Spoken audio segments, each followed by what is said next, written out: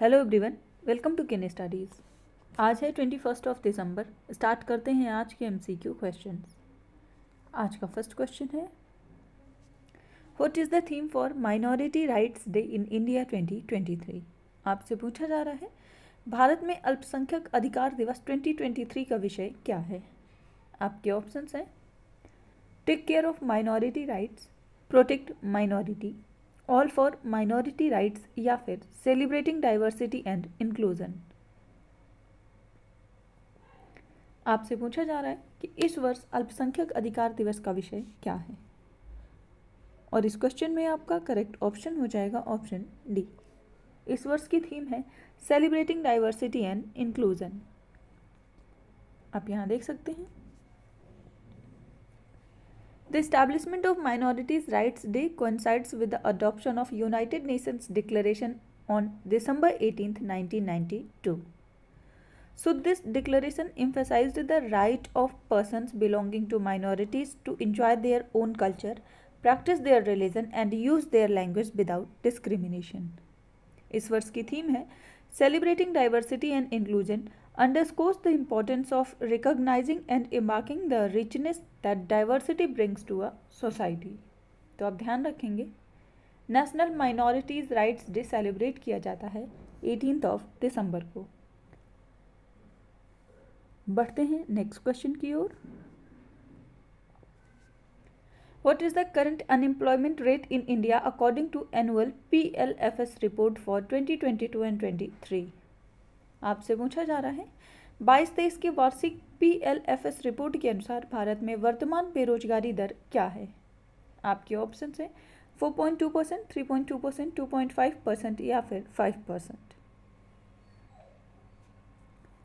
और इस क्वेश्चन में आपका करेक्ट ऑप्शन हो जाएगा ऑप्शन बी। सो PLFS के अनुसार जो भारत में वर्तमान बेरोजगारी दर है वो है 3.2%। आप यहाँ देख सकते हैं,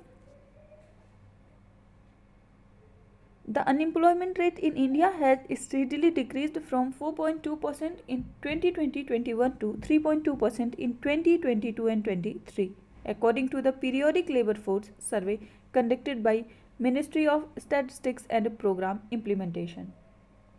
So to facilitate employment, Government of India has announced several schemes such as,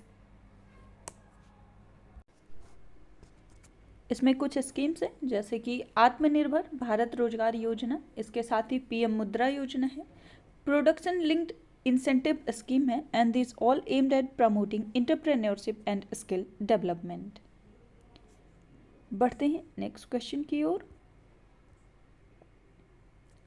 Recently, G7 nations have planned to block the entry of which country's diamond into their markets? आपसे पूछा जा रहा है, हाल ही में G7 देशों ने किस देश के हीरे के प्रवेश को अपने बाजारों में रोकने की योजना बनाई है। आपके ऑप्शंस हैं China, Iran, democratic Republic of Congo या फिर रशिया। और इस क्वेश्चन में आपका करेक्ट ऑप्शन हो जाएगा ऑप्शन डी, ये देश है रशिया। आप यहाँ देख सकते हैं, the G7 nations will ban import of rough diamonds directly from Russia starting from January 1st, 2024. And the ban will also include Russian diamonds that have been processed in third countries starting March 1st, 2024. The G7 will also implement a full traceability system by the beginning of the September, and the restrictions will apply to diamonds of 1 carat and above, expanding to half a carat or lower from September with the traceability system. तो जो G7 Nations हैं वो अपने यहाँ import जो rough diamond है Russia का, या फिर अगर वो किसी थर्ड कंट्री में प्रोसेस्ड हुआ है तो उस पर बैन लगा देंगे फ्रॉम January 1st, 2024। बढ़ते हैं नेक्स्ट क्वेश्चन की ओर। Who among the following actor conferred with the highest civilian honor by the Italy government? आपसे पूछा जा रहा है, निम्नलिखित में से किस अभिनेता को इटली सरकार द्वारा सर्वोच्च नागरिक सम्मान से सम्मानित किया गया। आपके ऑप्शंस हैं कमल हसन, अमिताभ बच्चन, कबीर बेदी या फिर जुबिन मेहता।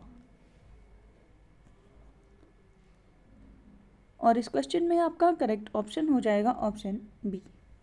सो इटली के सर्वोच्च नागरिक सम्मान से सम्मानित होने वाले जो अभिनेता हैं वो हैं कबीर बेदी। आप यहाँ देख सकते हैं, Kabir Bedi has been honoured with the highest civilian honour of Italy and it was awarded the Order of Merit of the Italian Republic. So Niccolo Fabi gave a unique live musical performance following the occasion in Mumbai. The scroll of honor was signed by the President Mattarella and countersigned by the Prime Minister Giorgia Meloni. बढ़ते हैं next question की ओर। In which city PM Narendra Modi has inaugurated the world's largest meditation centre? आपसे पूछा जा रहा है प्रधानमंत्री नरेंद्र मोदी ने किस शहर में दुनिया के सबसे बड़े ध्यान केंद्र का उद्घाटन किया है? आपके ऑप्शंस हैं पटना, वाराणसी, लखनऊ या अहमदाबाद। और इस क्वेश्चन में आपका करेक्ट ऑप्शन हो जाएगा ऑप्शन बी। इसका उद्घाटन किया गया है वाराणसी में। So Prime Minister Narendra Modi inaugurated and laid the foundation stone of several beneficial projects in his parliamentary constituency Varanasi. In this series, PM Modi also inaugurated the world's largest meditation center, Sarved Mahamandir, and it is a 7-story meditation center which is the largest in the world. The newly constructed Sarved Mahamandir is spread over 3 lakh square feet, and in this center 20,000 people can participate in yoga sessions simultaneously. तो आप ध्यान रखेंगे विश्व का सबसे बड़ा जो meditation centre है वो अब वाराणसी में स्थित है। बढ़ते हैं नेक्स्ट क्वेश्चन की ओर। Which state will host the Khelo India youth games 2024? आपसे पूछा जा रहा है खेलो इंडिया यूथ गेम्स 2024 की मेजबानी कौन सा राज्य कर रहा है? आपके ऑप्शंस हैं तमिलनाडु, बिहार, पंजाब या राजस्थान। और इस क्वेश्चन में आपका करेक्ट ऑप्शन हो जाएगा ऑप्शन बी। 2024 के खेलो इंडिया यूथ गेम्स का आयोजन तमिलनाडु में किया जाएगा।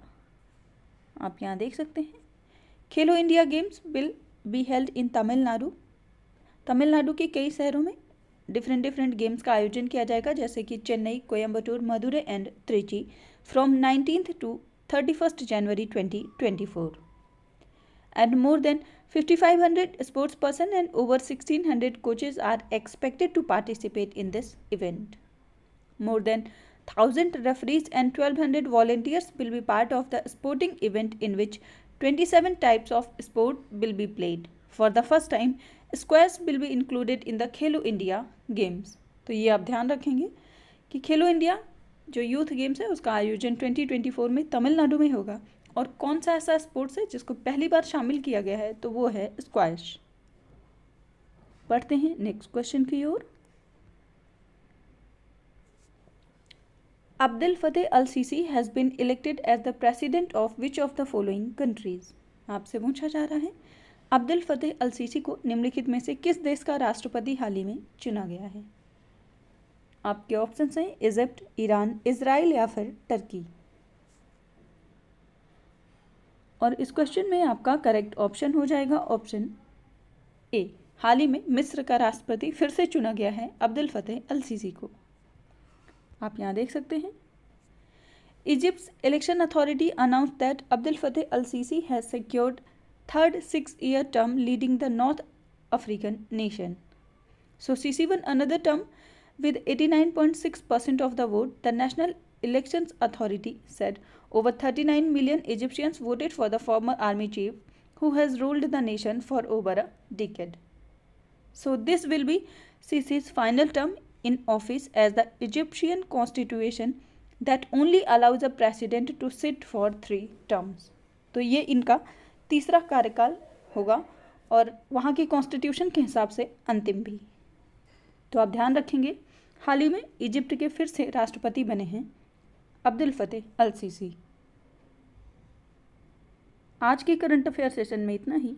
Thank you for watching. Do like, share and subscribe.